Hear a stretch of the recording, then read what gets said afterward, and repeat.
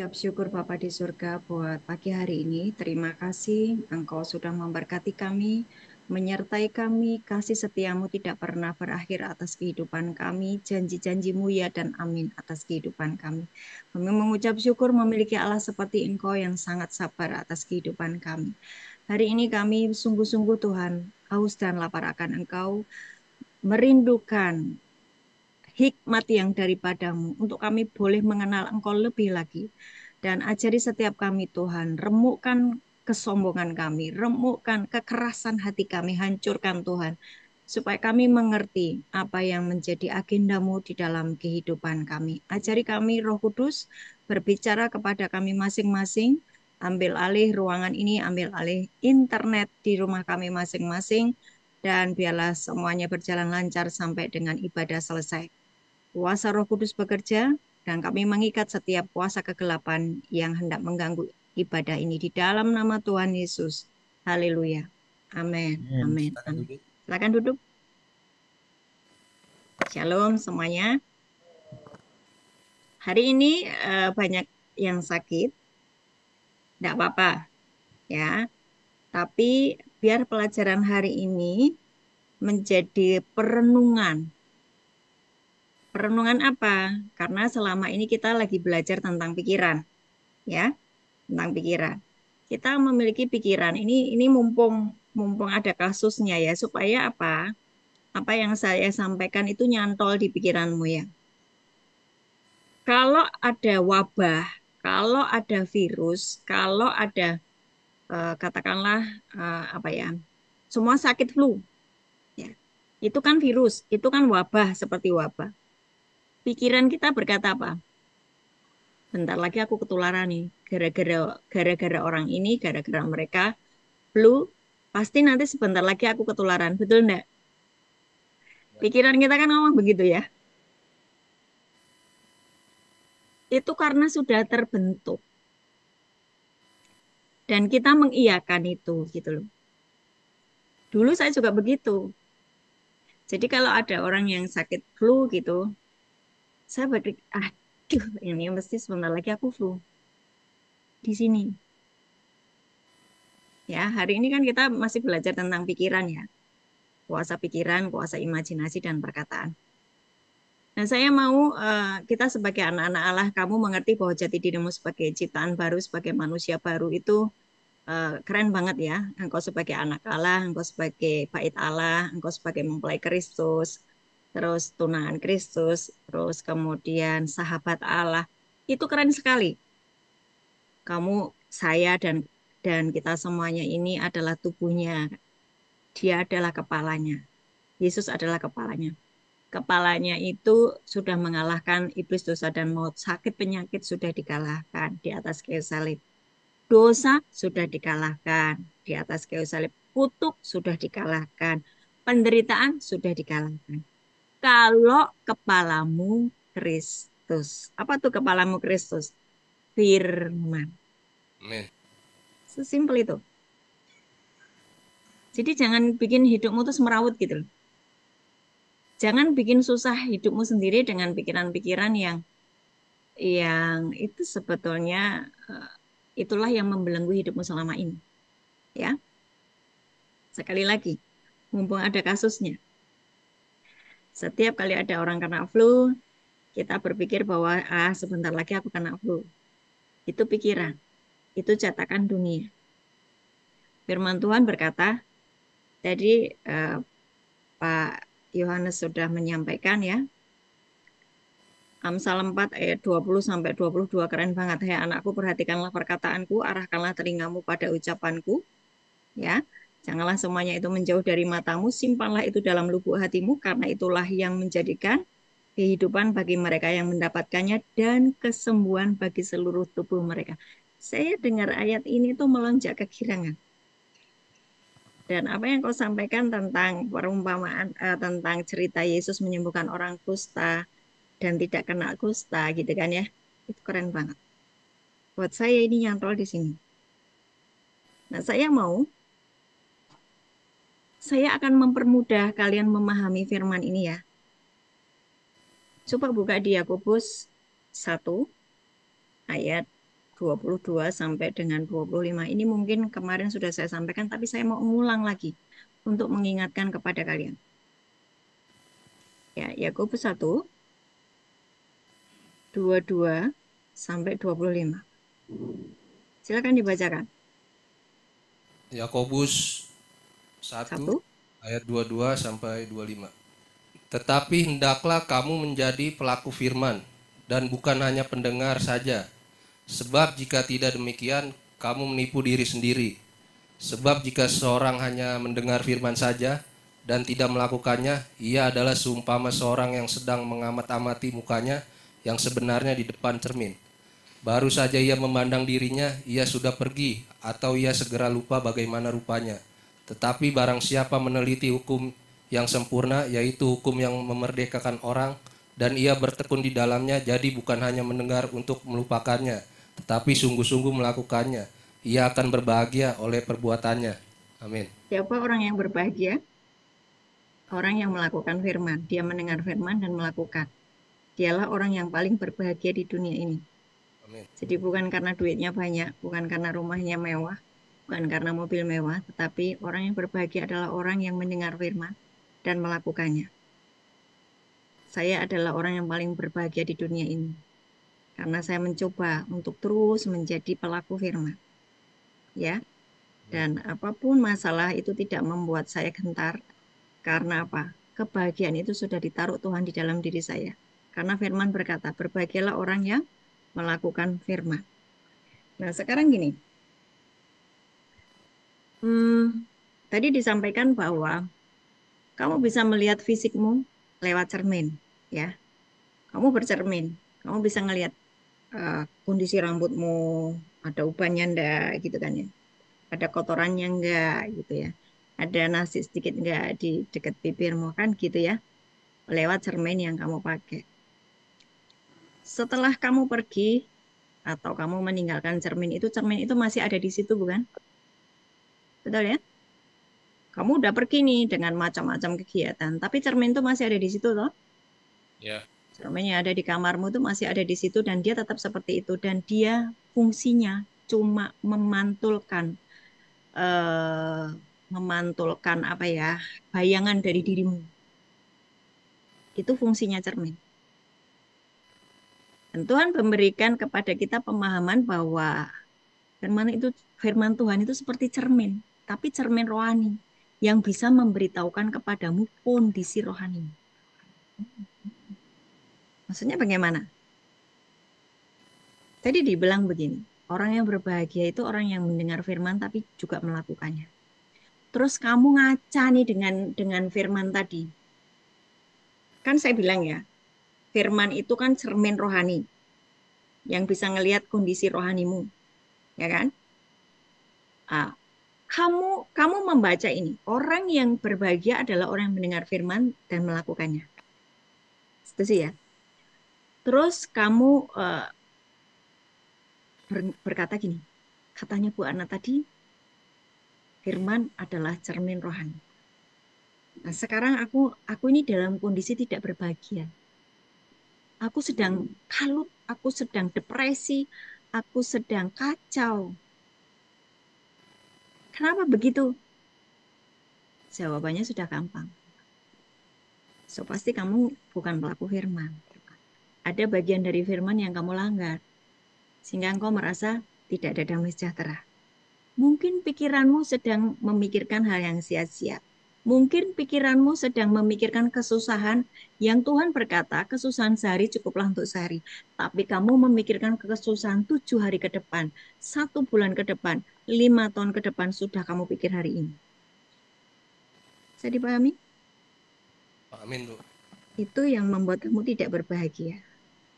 Kamu kehilangan sukacita.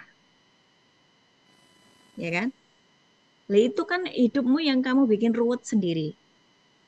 Nah, saya mau mari kita belajar sungguh-sungguh ketika kita membaca firman itu engkau renungkan, engkau resapi, engkau lakukan. Dan sesungguhnya Tuhan itu sudah menyediakan banyak hal yang bisa engkau terima di jasmani. Untuk apa? mencukupkan kebutuhan-kebutuhanmu setiap hari, baik itu aspek kesehatan, ya kan? Contoh aspek kesehatan seperti itu tadi. Contoh aspek kesehatan. Bapak itu sudah menyediakan firman-Nya untuk engkau tetap sehat selama engkau hidup di bumi ini. Firman-Nya apa tentang kesehatan? Ya kamu cari, kamu ngulik, kamu catat. Tidak hanya dicatat, kamu rekam di dalam pikiranmu. Daripada pikiranmu berisi tentang pikiran-pikiran negatif, tentang pikiran-pikiran yang bukan firman, kamu isi, kamu renungkan, kamu hafalkan, kamu download firman yang berhubungan dengan kesembuhan. Mulai praktek ya, mulai praktek. Amin. Kita nggak tahu, mungkin nanti ke depan ada virus apa lagi, ya. Ini kayaknya udah mulai kalian udah mulai dikasih pemanasan deh. Nih lihat, cuman flu doang loh, kalian ketularan semuanya. Contoh gitu kan ya. Ini Bu Ana bukan bukan apa ya ngecas kalian bukan. Saya mengajak kalian untuk eh, mempraktekkan firman. Oke? Ketika orang mulai sakit, Tuhan sudah menyediakan firman tentang kesembuhan, tentang kesehatan. Renungkan itu. Seperti yang dikatakan Pak Yohanes tadi. Renungkan itu. Aku merenungkannya. Bahkan ketika aku mau minum obat, aku merenungkan obat ini dibikin manusia untuk menyembuhkan orang, tetapi ini juga Tuhan pakai obat ini. Tapi Tuhan berfirman di Amsal 4 ayat 20 tadi sampai dengan 21 itu tadi bahwa ketika aku merenungkan apa yang dikatakan oleh Tuhan, ada kesembuhan di dalam tubuhku. Mencetak pola pikir. Dan itu tidak mengizinkan aku sakit. Enggak. Tapi aku menciptakan kesembuhan, perlindungan terhadap sakit penyakit.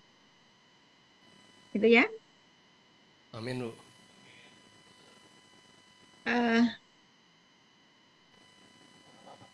Tuhan itu baik sekali sama kalian. Amin. Ketika pelajaran sedang disampaikan, Tuhan kasih kasus langsung. Untuk kalian boleh praktek. Saya mau nanti hari demi hari kalian makin bagus, makin progres. Ucapkan yang seumur hidup atau yang ada hukuman mati atau seumur hidup, yang hukuman mati jadi angka, ya ucapkan itu, imajinasikan, perkatakan. Yang hukuman seumur hidup jadi angka, yang hukuman di atas 10 tahun jadi di bawah 10 tahun. Engkau bisa menciptakan masa depanmu lewat kuasa imajinasi dan kuasa perkataan. Amin. Firman Tuhan itu seperti cermin rohani. Kamu mau percaya, kamu mau tidak, kebenarannya seperti itu. Betul nggak? Amin. Di atas kayu salib, Tuhan Yesus sudah menyembuhkan sakit penyakitmu. Di atas kayu salib, Tuhan Yesus sudah mengampuni segala dosamu. Di atas kayu salib, Tuhan sudah melepaskan kamu dari segala kutuk. Kamu mau percaya, kamu mau tidak, terserah. Tapi kebenarannya seperti itu.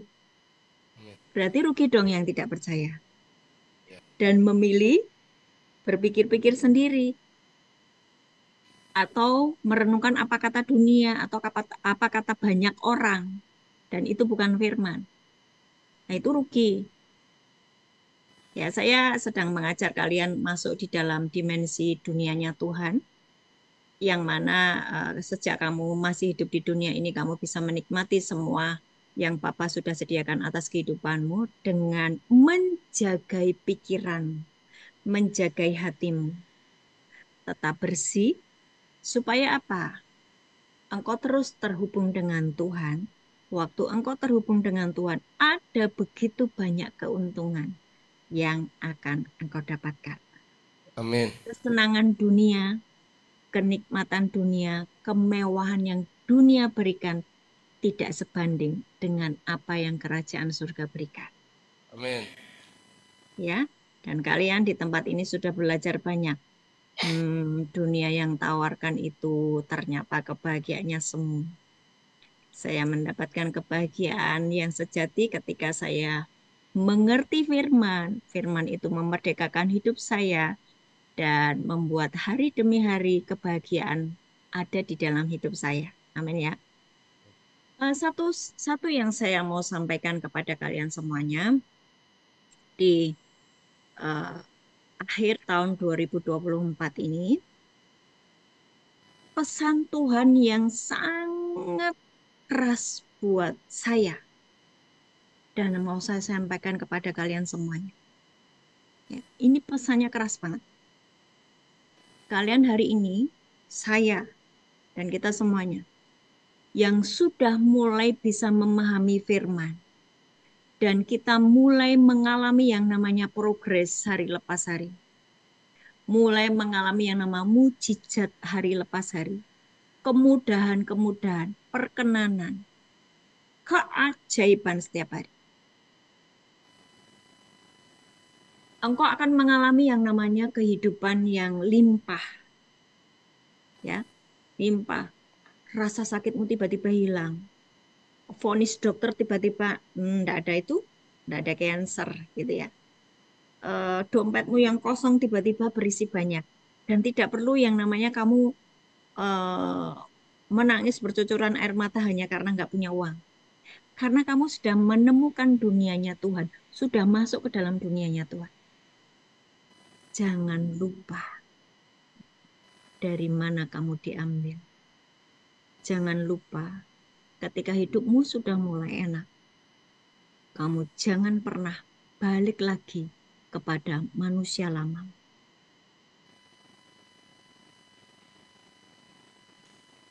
Saya melihat ada banyak orang yang sudah mulai dipulihkan oleh Tuhan, tapi balik kepada manusia lama.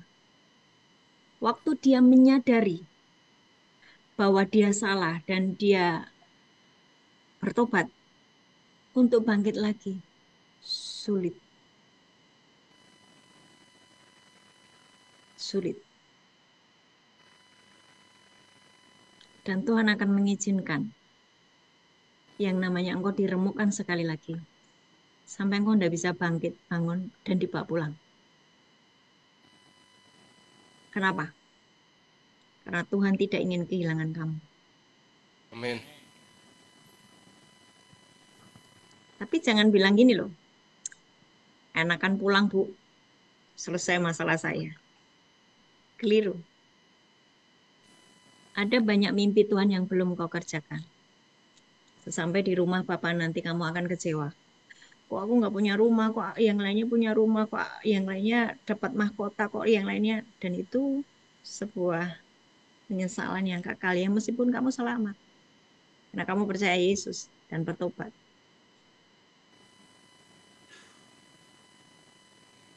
Roma 5 ayat 1 sampai 2. Mari kita baca bersama-sama.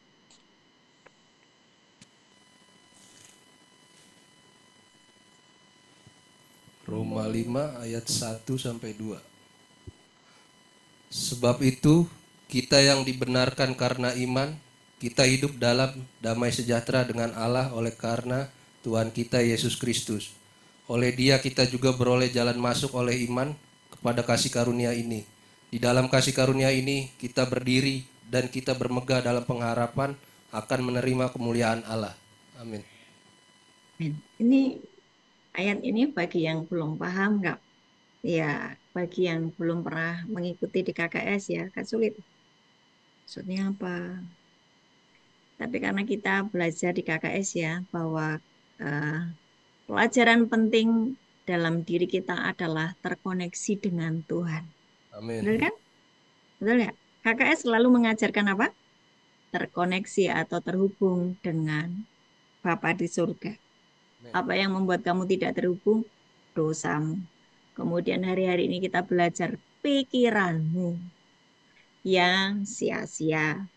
Ya, rohmu memang penurut, rohmu memang mempercayai firman, tapi eh, tidak sampai di jiwamu, karena di jiwamu menghalang-halangi firman itu untuk masuk. Jiwamu isinya apa?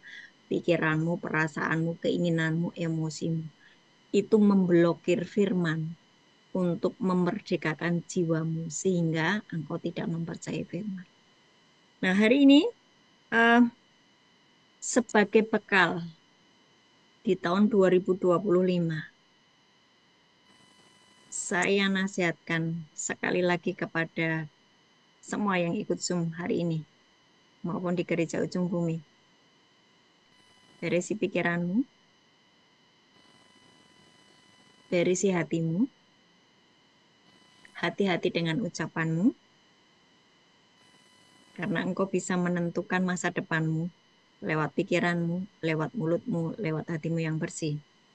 Ya, sebab itu kita yang dibenarkan karena iman, kalian semua dan saya sudah dibenarkan karena kita beriman kepada Yesus Kristus, dosamu diampuni. Natal dan Paskah itu sebuah perayaan hari besar kita, ya. Paskah bicara tentang kau dilepaskan dari dosa dan pelanggaran. Natal bicara Bapa di surga memberikan hadiah buat kita semuanya, yaitu putranya yang tunggal untuk menebus dosa kita. Dosamu sudah ditebus. Itu sebetulnya kan pelajaran bangsa Israel keluar dari tanah Mesir, ya, dari perbudakan Mesir. Kamu dibenarkan karena iman. Tuh. Kita hidup di dalam damai sejahtera dengan Allah. Terhubung dengan Allah. Ada damai sejahtera dengan Allah.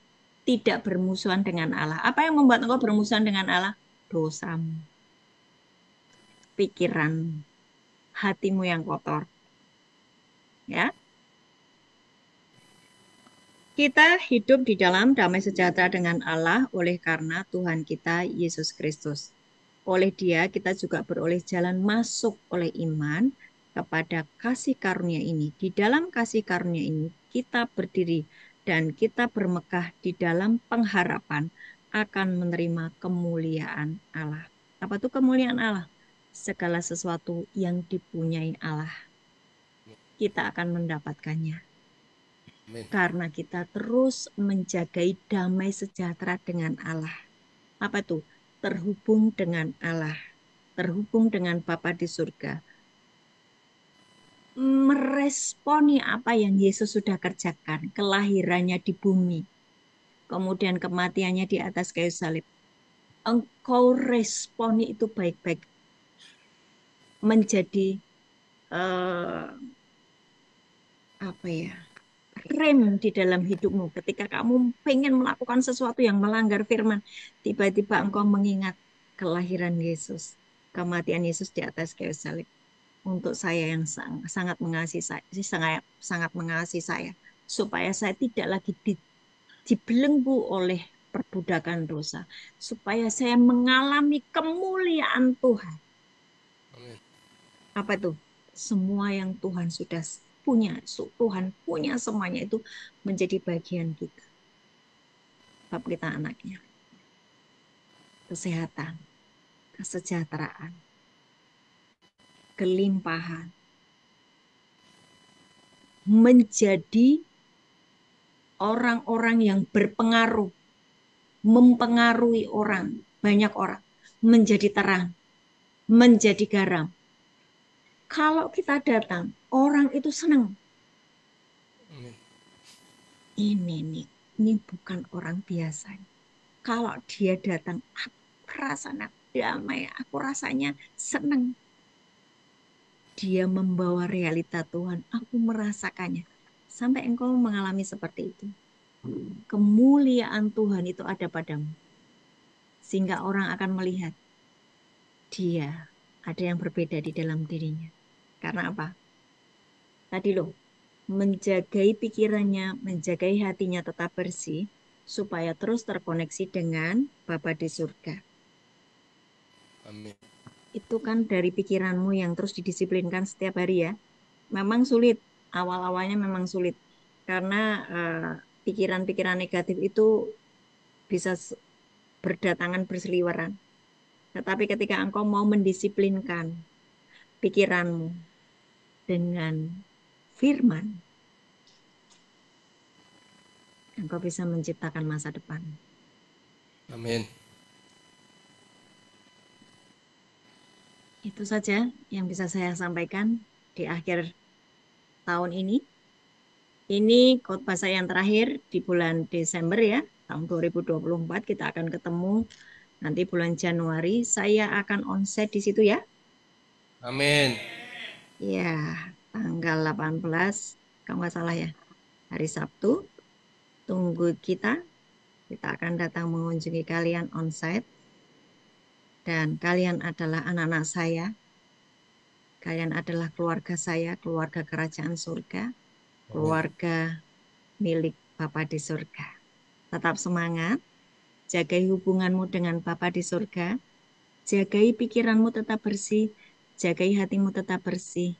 Dan saya yakin, mulai dari tahun 25, pasti ada terang Tuhan bercahaya atas hidupmu.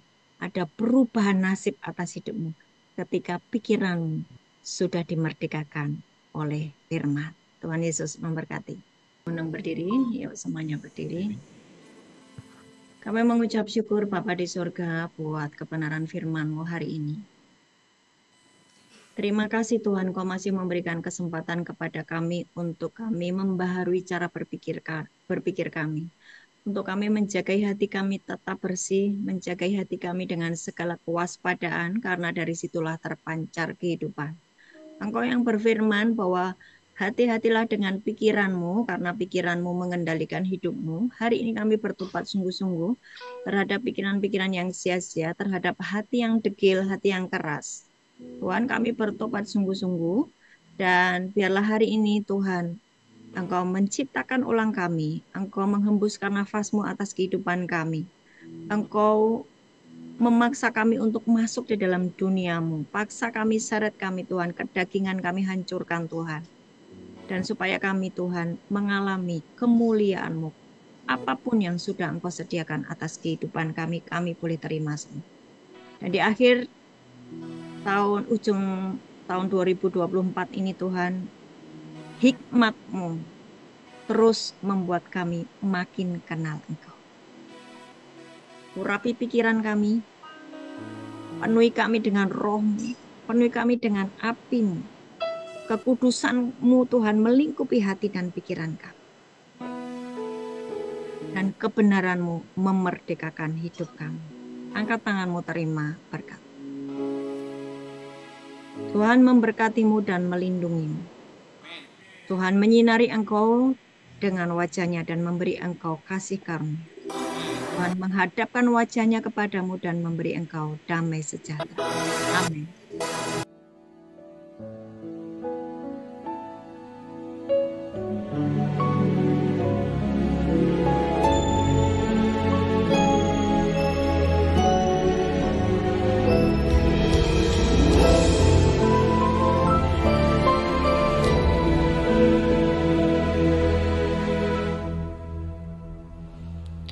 Dengan apa ku dapat naik ke gunung Tuhan, rinduku bertemu denganmu. Dengan hati yang murni, tangan yang bersih, ku naik ke atas gunung kudus Tuhan. Dengan apa ku dapat naik ke gunung Tuhan, rinduku bertemu denganmu. Dengan hati yang murni, tangan yang bersih, ku naik ke atas gunung kudus Tuhan. Walau gelombang badai menerpaku, kan tetap berdiri tegak memandang wajah-Mu Tuhan. Takkan ku serahkan hidup kepada dunia ini. Setia selesaikan pertandingan,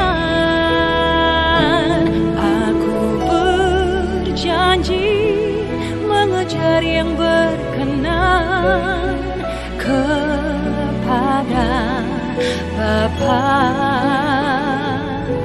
Kebenaran, damai sejahtera, sukacita oleh Roh Kudus. Aku berjanji hidup dalam kekudusan bersama Bapa.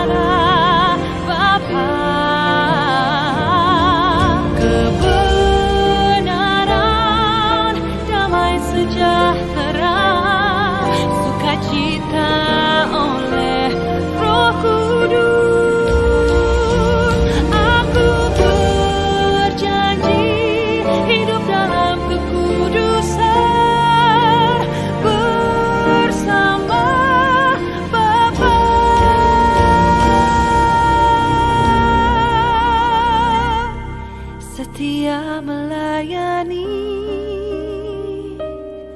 perasaan Bapa.